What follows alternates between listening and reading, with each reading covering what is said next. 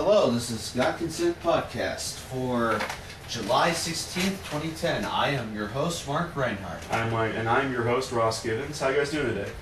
Oh, it is a day. Yes, it is, isn't it? Yeah. Alright, before we get into tuning big here, it's going to be fairly short, but, when I say short, it might as well just be the same length for us. But, you can contact us at gotconsentpodcast@mail2noble.com. We also have a special announcement as to our very first news piece for the channel. Oh, excellent. This is going to be about the bond rating, isn't it? It is going to be about the bond rating and how that would affect individual states if the Treasury bonds are downgraded. This is just a brief statement about it. Mark here will draw it up and be doing it himself. And it's all about how we dropped, the Chinese regulatory agency has dropped U.S. bonds from being AAA to AA status. And I'd stress the possible ramifications, but, it's eventual. But that's not what we're going to talk about today. Exactly. All right. I just thought I'd get that announcement out there. Excellent. What else do we have aside from that, my man? Well, I like to have some good news, especially the private sector, right?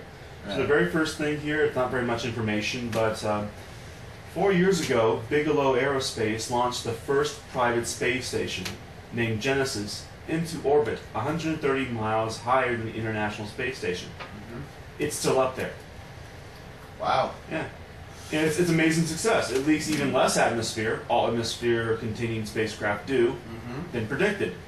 Yeah. It has held up well to its multiple-day hot and cold cycles and radiation exposure, and continues to send back real-time video on both the outside and inside of the station. Wow. Its sister station, Genesis 2, launched a year later, so it's been up for 3 years now. And the fact that both of them have been doing so successful that a third Genesis test bed station has been canceled, and a full-size manned station is getting ready to launch in 2014. The Nice. Sundancer. That's all I have information about, quite frankly. Now, you got this guy quipping about it down here in the comments. Only one comment, mind you. Don't worry, if there's anything government doesn't want, it's private people having access to the freedom of space. I mean, just look at the things you can do with your freedom out there. Yeah, it's fairly true. But this is good news, and quite frankly, I'd like to find out exactly what is necessary to qualify to get onto the first fully manned station in space, Sundancer, for private. Well, then the question I wanted to ask you briefly is, would you assign me that assignment? Well, this is something new too, because Mark's actually asked me to more or less assign assignments to him. When he came up to me about the bond issue we mentioned briefly earlier, I said go ahead and do it. And I'm still kind of up in the air about issuing orders to anyone, considering the fact that I'm trying very much to be a more or less to be a bottom-up kind of guy. Right. So, I'm not going to tell you not to do it. Let's put it that way.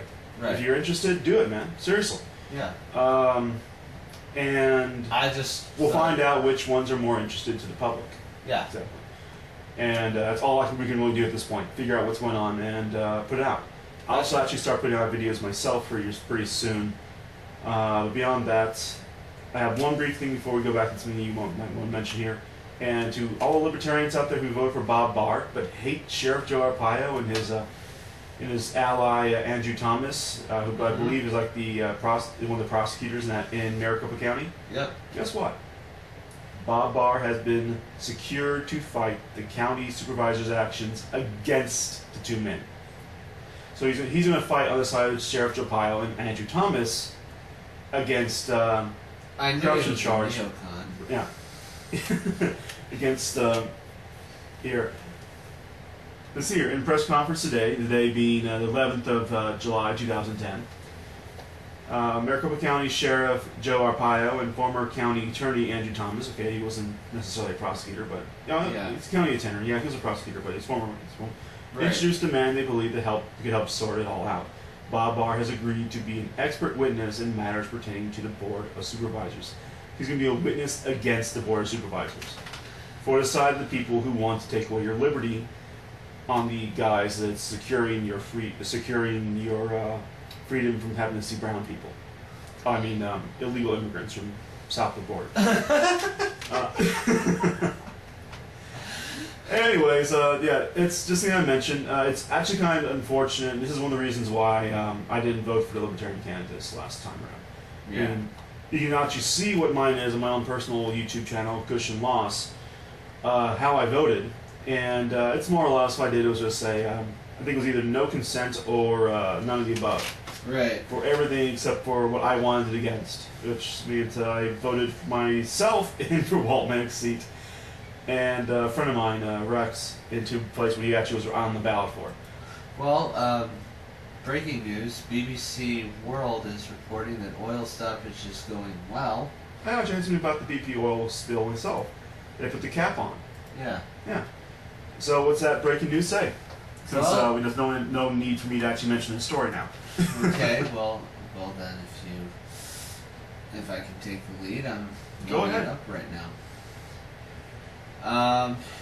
As far as I can tell, BP says it's encouraged by the first test data following its stoppage of the oil from its leaking Gulf of Mexico well. And as it loads, I can say about this that there have actually been many people on the internet who have been hypothesizing that maybe it's time for the people of the Gulf to do a mass exodus evacuation from the area. Well, I wouldn't necessarily say that because I don't know how badly it's affected for one thing, right?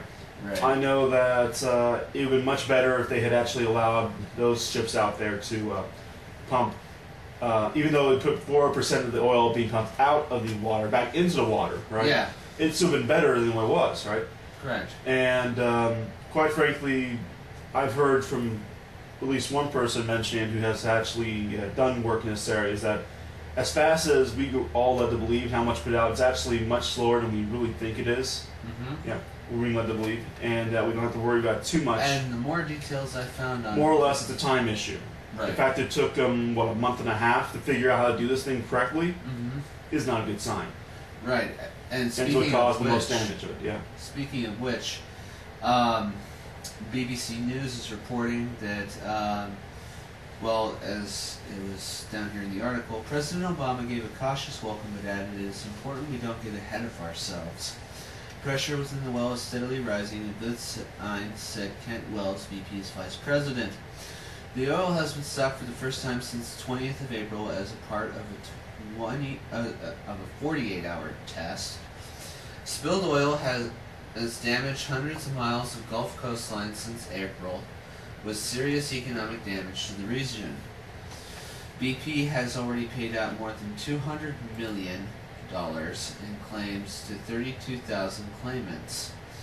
A further 17,000 claims are being evaluated for payment, and more information is being sought on 61,000 other claims. Yeah, that's kind of interesting. I was at Adam's place last night and we were talking about stuff, and I read him an entire article that I wasn't going to read here on things, so I didn't save it, right? Right. From Mises. And it was a guy who was, forgot the guy's name, who was going against this guy, Professor Glacier, Yeah. and his associate professor, Micron, I think it was. Yeah. Not Micron, but Micron. And they were talking, and he was saying that against the free market, because of, more or less the whole point was the guy he was commenting against, this Professor Glacier or Glasser or whatever his name actually is pronounced, right? It was Glacier was talking about how the free market can't work because look at what the state fails to do, right? Apparently, it's the fact that that a case for government intervention is the fact that the government apparently fails when it intervenes. That doesn't make any sense. So that's what the author of the article that I read to Adam last night was all mentioned, right? Yeah. And it just step by step. Wait a minute, are you arguing that because government intervention currently is not working, that free market can't work because the current system allows for failure? And Adam decided to focus on, well, how do you keep corrupt judges from ever existing? Like, it's not the point of the article.